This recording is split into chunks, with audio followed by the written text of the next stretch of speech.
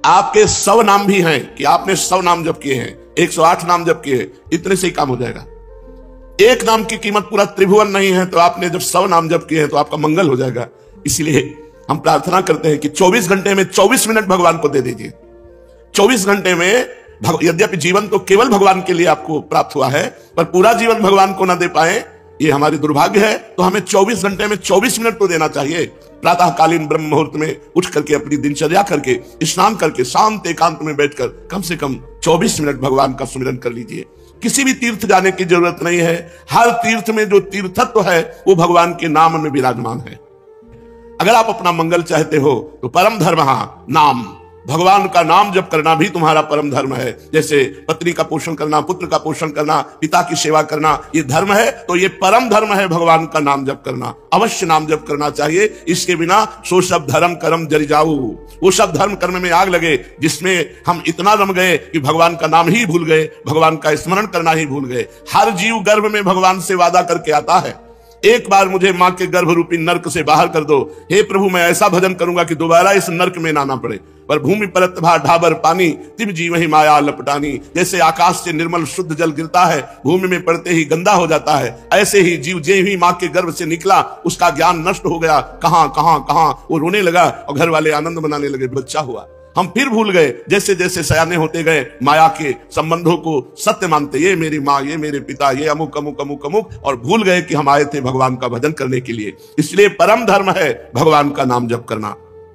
परम धन है नाम, कबीरा सब जग निर्धना, धनवंता नहीं कोई, धनवंता सोई जानिए जाके राम नाम धन होए। जब आप यहां से शरीर छोड़ेंगे एक सिक्का आपके साथ नहीं जाएगा, केवल भगवान का नाम आपके साथ जाएगा। इसलिए नाम ही परम अर्थ है, परम धन है।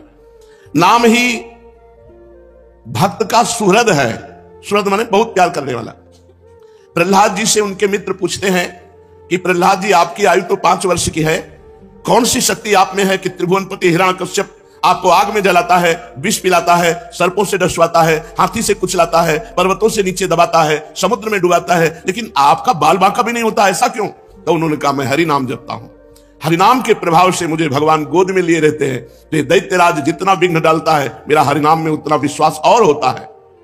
सबसे बड़ा भक्त का प्रिय सुहृद है भगवान का नाम। जहां कोई तुम्हें नहीं बचा सकता वहां भगवान बचा सकते हैं। बड़े बड़े अंग रक्षक रख लो, बुद्धि खराब हो गई तो अंग रक्षक ही तुम्हें सूट कर देगा, लेकिन भगवान का नाम, नाम पाहरू दिवस निशी, ध्यान तुम्हार कपाट। यदि भगवान का नाम आप स्मरण कर रहे हैं और वो आपकी रक्षा कर रहा है तो सुदर्शन चक्र आपकी रक्षा कर रहा है, कभी कहीं कोई बाल बांका नहीं कर सकता। भगवान का नाम भक्त का परम सुहृद है, मित्र है, और इस संसार के दुखों से मोक्ष केवल भगवान का नाम दिला सकता है। आज कलयुग है, कलयुग में कोई अन्य साधनाएं पुष्ट नहीं हो सकती। कलयुग केवल नाम आधारा, सुमिर सुमिर नर उतर ही पारा। केवल भगवान का नाम, इसमें पैसा नहीं लगता भाई। इसमें पैसा देना हो तो परेशानी हो कि भाई धनी लोग ही ले सकते हैं नाम, नाम में पैसा दिखा। केवल तुम्हें समय देना, वो भी अगर बैठकर नहीं दे सकते तो चलते फिरते, उठते बैठते, खाते पीते, कार्य करते आप भगवान के नाम का स्मरण कर सकते हैं। अरे प्रीतम, तुम डर क्यों रहे हो? तुम केवल मेरा नाम लो।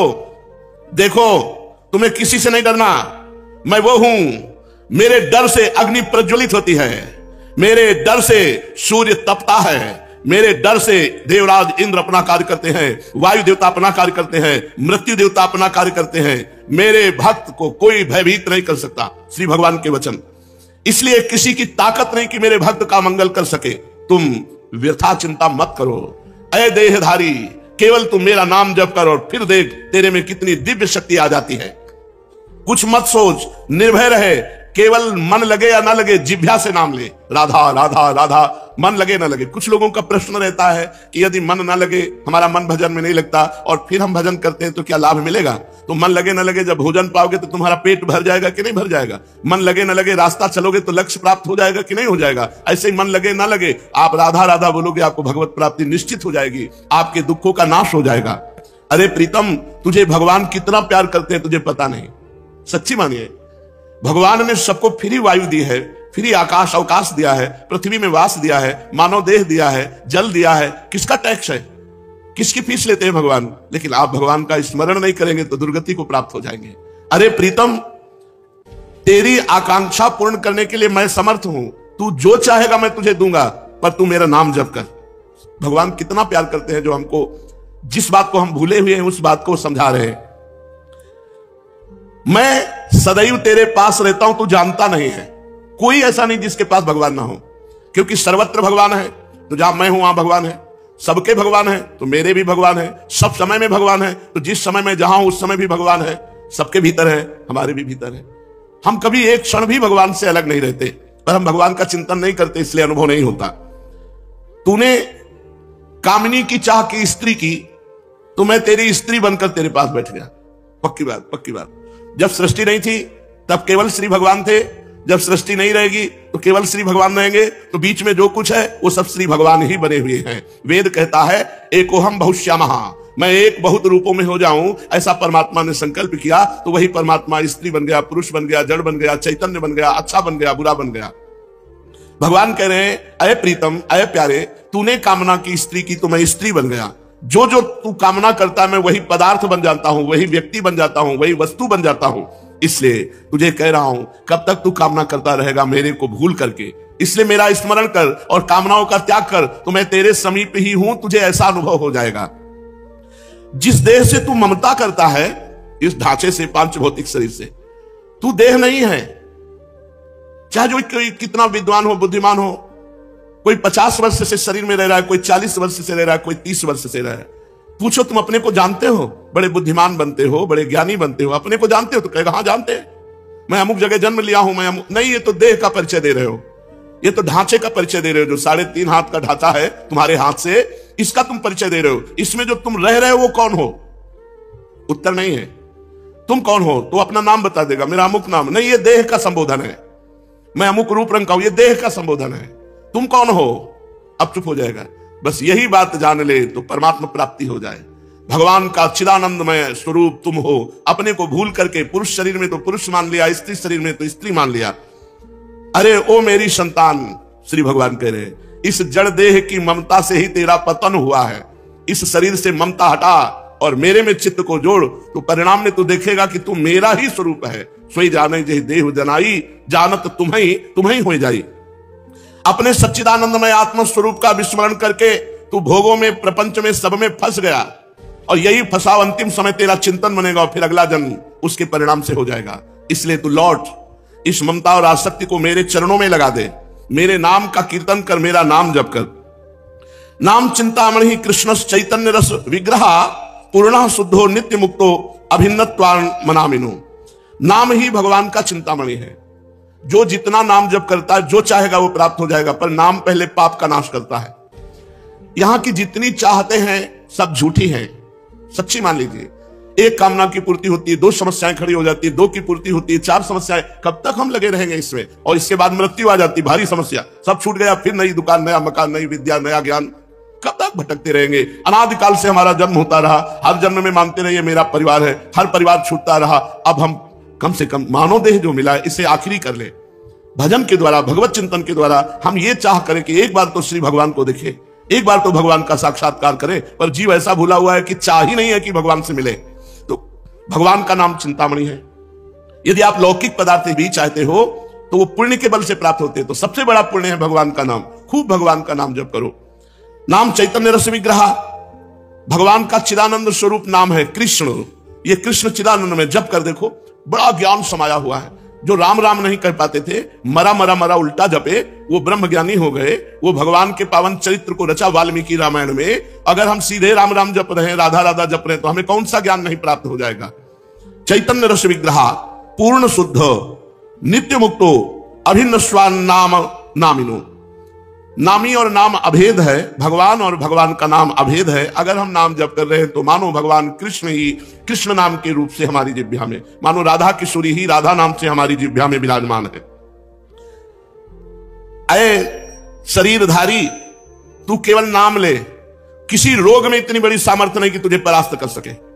सच्ची कहता हूं, अगर भगवान नाम का आश्रय ना हो तो दुर्गति हो जाए। ये नाम की महिमा से तुम्हें कह रहे हैं, कोई भी बड़े से बड़ा रोग उसे परास्त नहीं कर सकता जो भगवान का नाम जप कर रहा है, जो भगवान की भक्ति से युक्त है, जो भगवान के आश्रय से।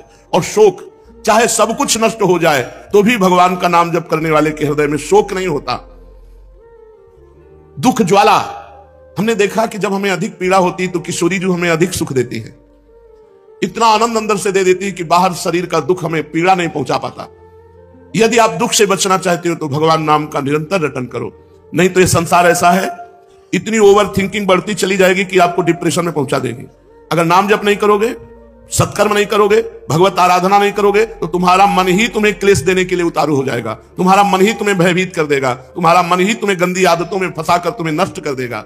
इसलिए भगवान नाम, चाहे वो जो नाम प्रिय हो या गुरुदेव के द्वारा मिला हो, उसे खूब जपिए। जो गतिविहीन है, जो भोगी है, जो रोगी है, जो परद्रोही है, जिसमें न ज्ञान है, न वैराग्य है, न भक्ति है, जो धर्माचार शून्य है, यदि वो भी केवल नाम जप करने लगे, कुछ नहीं है अध्यात्म का, शरीर भी पीड़ा युक्त है, मन भी पीड़ा युक्त है, और अगर नाम जप करना शुरू कर दे तो समस्त पीड़ाओं से मुक्त हो जाएगा। देख लो जप करके, कोई भी रोग शोक पाप ताप साप उसको व्यापता नहीं है जो भगवान के नाम में रत रहता है। बस नाम जपना कठिन है, मन नहीं लगता नाम जपने में, इसमें रुचि नहीं होती। अगर हो जाए तो लोक परलोक के सारे सुख तुम्हारे चरणों में रहेंगे और जीवन परमानंद में हो जाएगा। मृत्यु का भय खत्म हो जाता है।